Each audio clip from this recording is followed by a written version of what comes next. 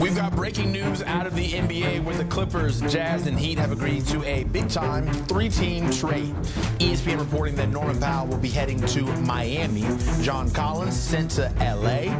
And the deal also will see Kevin Love, Kyle Anderson, and a 2027 second-round pick head to Utah. Powell's coming off of the best scoring year of his career, averaged just under 22 points per game with the Clippers. Collins, meanwhile, had a good year. 19 points, 8 boards, but was limited to just 40 games due to a multitude of injuries. So that is the trade, and this is where we get going with the conversation, bringing in our NBA expert, Brad Botkin. And Brad, I first saw this trade, I was like, oh, okay, this is something. What's your reaction?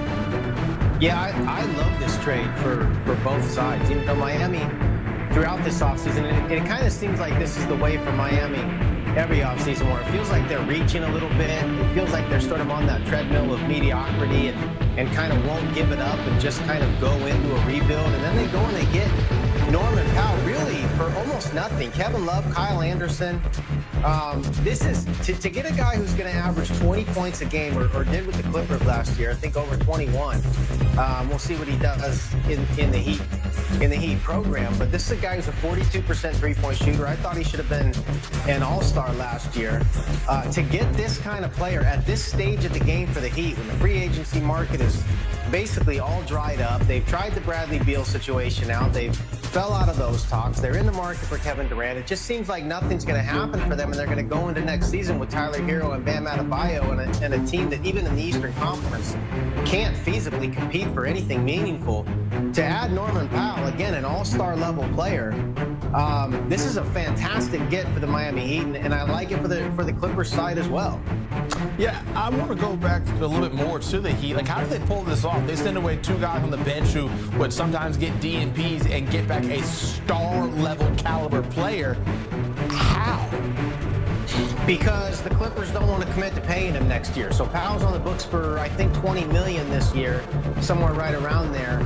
And he's a restricted free agent next year, unrestricted free agent. So they're getting out ahead of potentially having to give him a major salary boost with the way he played last year and presuming how he's going to play this year. So Miami will have a situation to deal with next summer, and we'll see how Powell works out. But for the time being, they get him at this price because the Clippers are adding front court depth. They like what they have in the backcourt enough, and they're willing to let Powell go to not have to deal with the salary ramifications potentially next year as a free agent.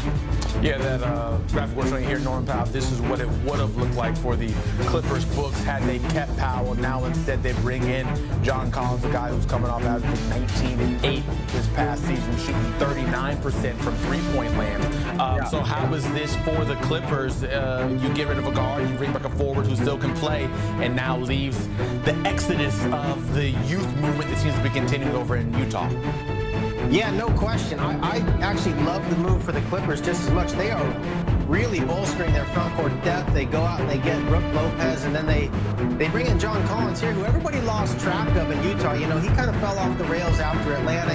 He felt like almost a guy a couple of times being talked about in buyout situations. He was just making way too much money for what he's producing. You look up, he's a 19 and 8 guy. He's almost back to a 40% three-point shooter. This is a guy that really helps the Clippers front court depth. They're adding a lot of versatility, a lot of lineup versatility, and again with the Brook Lopez acquisition, I think the Clippers knew they had to clean their books up a little bit. They don't want to deal with Powell in the offseason. Very good player. I really think that for both sides, this is a very good trade. I would grade this probably an A for both sides. I'm going to delve a little bit deeper into that grading bag in a second. But first, I want to touch on the Jazz since they are a part of this. Does this move mean anything for them? Will Kevin Love see this court? Kyle Anderson, the draft picks. What is the allure of this move for Utah? Yeah, maybe. Again, I think they're just not kind of dealing with the Collins situation. They're putting a few picks in there. In their holster here, and we'll see what Utah does. You know, I think the bigger questions with Utah is they've gotten rid of Sexton. Are they going to kind of try to keep this what they've been to get working toward with Markkanen? Are they going to fully tear this thing down and they get Ace Bailey? And are they going to what kind of? They're sort of stuck a little bit. They have a lot of assets, a lot of firepower if they want to go out and actually make some meaningful moves. But at the moment, they're working around the margins. They seem to be stockpiling, and I don't think they've probably made a decision on Lauri Markkanen yet. I think they probably play that into the year, take it up to the trade deadline, and just kind of see where they stand. They clearly don't have a move in store right now that they want to dip both feet into the water in, so they continue to operate around the margins, and Danny Ainge is not going to do anything until he's ready to do it. I mean, in terms of what this means for the Jazz right now, I think it's basically nothing. You kind of have to just wait and see what the Jazz are going to do over the next 6 months if they do anything by the trade deadline. Hey, Brad, it's just the Walter Clayton Jr. and Ace Bailey show in Utah. That's what we can look forward to seeing. Not bad. And I'm not mad at that at all. Now I need you to put on that professor cap, and let's get you to grade the trade for both sides, we'll say here. I want you to look at the Clippers, what they get, and then also for the Heat.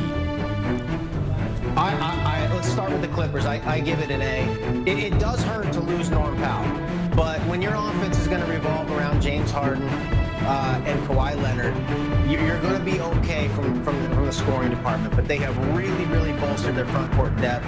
That was really obviously a priority for them coming into this offseason. To score Brook Lopez, I mean, you think about what Milwaukee gave up to go and bring in Miles Turner. Brook Lopez is, yes, at his age, a diminished version of Miles Turner, but you look at the difference in cost. To get Brook Lopez at where they got him and then add John Collins, again, a 20-7 guy, basically. I mean, you're talking about a big-time producer who now goes to a situation where he doesn't have to be the second or even third best player.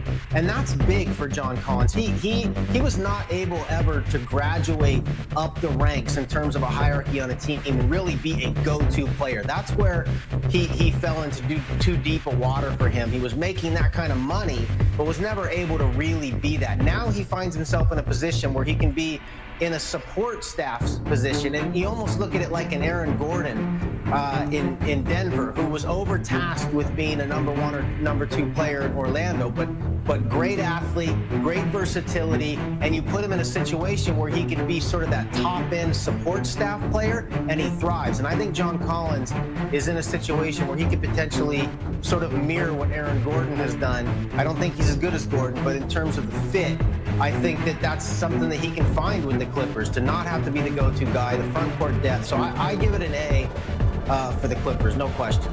And then for the Heat, what grade would you give them? I need a letter from you. Yeah, I think it's an A too. I mean, look, they didn't have to give up much. They're going to have to worry about Norman Powell next year, but they can worry about that next year, how much they want to pay him then to get. This is an obvious A to me, unless I'm missing something. You're getting a 22-point scorer, a 42% three-point shooter, an all-star level player for basically nothing. I mean, you're not worried about Kevin Love or Kyle Anderson. Now you can go into next year. I don't think this makes them a contender, but in the Eastern Conference, pretty much anyone can believe anything they want to tell themselves. You go in with Adebayo, Hero, and now Norman Powell. I mean, you've got legitimate firepower. You still got Andrew Wiggins on the roster. The Heat go out and make themselves viable in a wide open Eastern Conference for things to break their way, again, for basically no cost. So the Clippers are worried about next year, but the Heat are worried about right now. And are the Heat done?